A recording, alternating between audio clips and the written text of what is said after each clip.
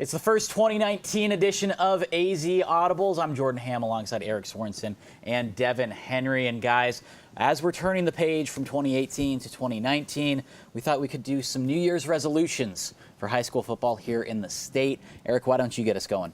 This is sort of a broad picture, but I'm going to go with defensive coordinators figuring out ways to stop these spread offenses.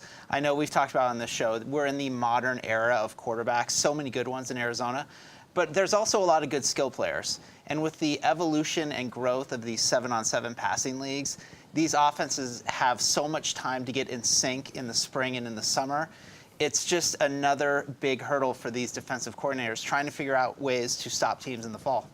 Good stuff there. I'm going to go with how rivalries fit into the ever-changing realignments here within the AIA. Changes are coming. There are going to be, I think, some big changes with this next realignment, and I don't want to see some of these really great rivalries go to die because one team moves up, one team moves down. We saw this year Chaparral and Saguaro got together again, and I feel like high school football is better when you have those great rivalries. This year we didn't see Centennial and Liberty, one of the best ones on the west side, because Liberty jumped up to 6A. So I think as these realignments happen, I think some of these rivalries should be voted on, be grandfathered in, where even if you're in different divisions, they don't put it on the schools to necessarily have to go ahead and find a week to schedule it. They're just a part of the schedule, because as we continue to see more out-of-state teams are coming in, they're going more out to go play other out-of-state teams.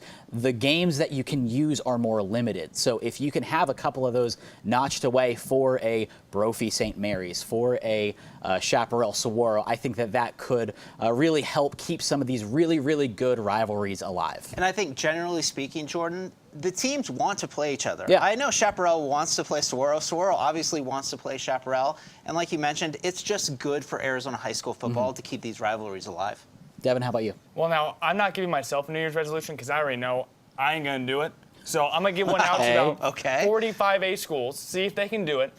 What I'm saying is find a way from Centennial's shutout loss in their bowl game to Eastside Catholic to do something against Centennial. That was the first shutout of Centennial since week 2 of the 1997 season. It's crazy. There's something there after Centennial outscored opponents. An average final score was 45-6, including the 60 points that they scored their most of the season against Notre Dame Prep in the 5A state championship game. Obviously, Eastside Catholic was much bigger, much faster, much more athletic than most of the teams in Arizona, it seemed like. In 2019, find a way to use something from that game to at least make yourself more competitive against the best in the 5A conference, against a team that's only getting better on both sides of the ball. I said multiple times throughout the season for Centennial, it's tough to beat them if you can't score against them. Eric, I know you have one more. Let's wrap it up with yours. This one's for Jeremy Hathcock out at Desert Ridge. 3 wins, 8 losses. The biggest problem for them, they only scored 18 touchdowns in 11 games. They have 17 starters coming back. I'd really like to see Hathcock and his staff